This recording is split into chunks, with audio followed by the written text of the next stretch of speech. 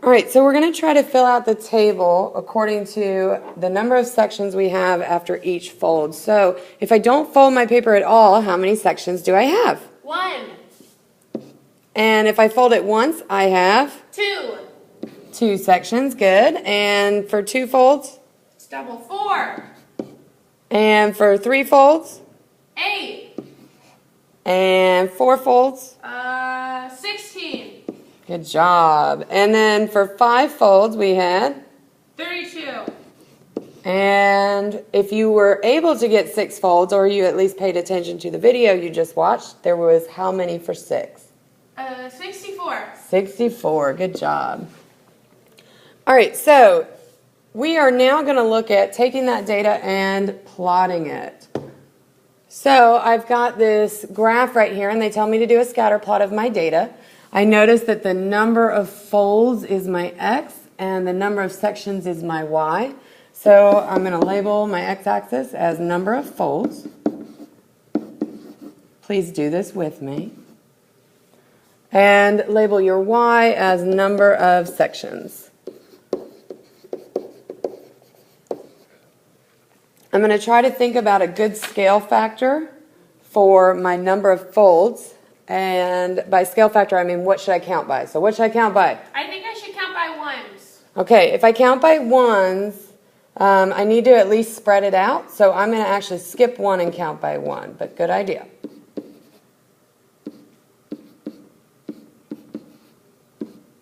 So if you haven't already graphed, please fill out your scale. All right, next we're going to look at the number of sections, our Y values, and I notice that my Y values get fairly large. I'm getting up to 64. What do we want to scale by? Well, I think 1s and 2s would both be too small, so let's go by 5s. Okay, we're going to scale by 5s. So just count by 5s.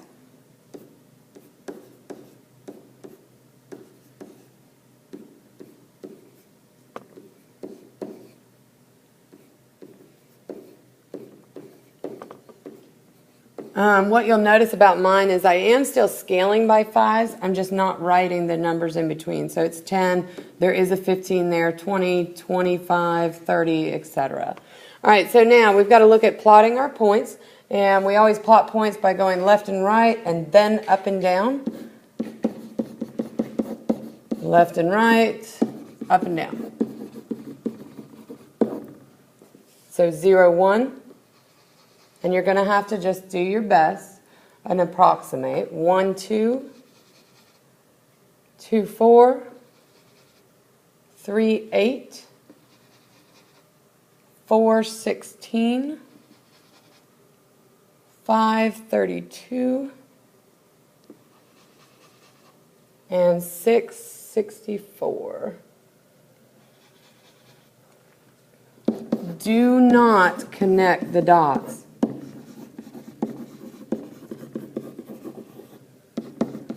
In this scenario, you can't have a half a fold or 3/4 of a fold, so you do not connect the points. All right, we're now going to try to determine the mathematical equation that represents this data. And to do that, I'm actually going to refer to the video. So in the video, he talked about the power of 2 and how important 2 was to folding a paper. So I want you to think about the number 4 in terms of powers of 2. So can I write the number 4 as a power using 2? 2 squared. Okay, 2 squared. The number 8. Can you think about a way to write the number 8 as a power of 2? 2 to the power of 3, or 2 cubed. All right, perfect. So it is. 8 is like 2 times 2 times 2, which is really 2 to the 3rd power. All right, 16. I think it's going to be 2 to the 4th. Okay, and 32. 2 to the 5th. 2 to the 5th. And you can always check this by looking in your calculator, of course, and typing 2 to the 5th. All right, 64. 2 to the 6th. 2 to the 6th power. Perfect. So hopefully we're noticing a pattern. I notice that to find the second term, I take 2 to the 2nd power To find the third, I do 2 to the third. To find the fourth, I do 2 to the fourth. To find the fifth, I do 2 to the fifth. If I want to work backwards with that idea, to find how many sections for the first, it'll be 2 to the first. To find how many for 0, it'll be 2 to the 0 power. So we're kind of noticing a pattern here. And if I take my table and I actually extend it, like let's say I do 7, I know that that's going to be 2 to the 7th power. I know if I do 8, it's going to be 2 to the 8th.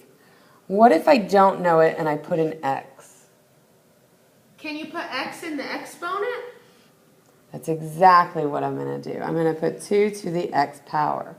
So what I'm noticing is that to get the value of y, all I have to do is type 2 to the x power.